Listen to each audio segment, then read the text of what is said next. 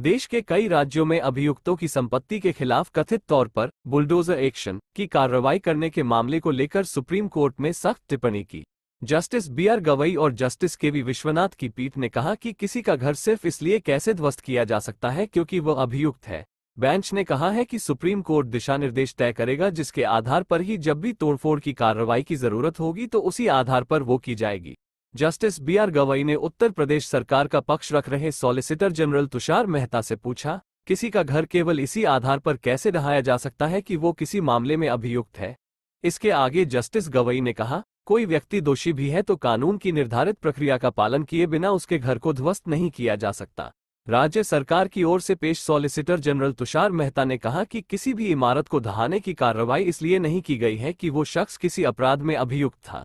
Solicitor general Tushar Mehta ने कहा कि हमने एफिडेविट के माध्यम से दिखाया है कि नोटिस काफी पहले ही भेजा गया था। उन्होंने विस्तार से बताते हुए कहा कि ढहाने की प्रक्रिया एक स्वतंत्र मामला है जिसका किसी भी अपराध से कोई संबंध नहीं है।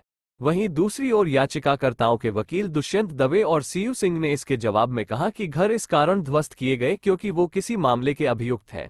बेंच ने इसी दौरान मौखिक तौर पर कहा कि किसी भी इमारत को ढहाने के लिए कानून मौजूद है, लेकिन इसका अधिक बार उल्लंघन देखा गया है।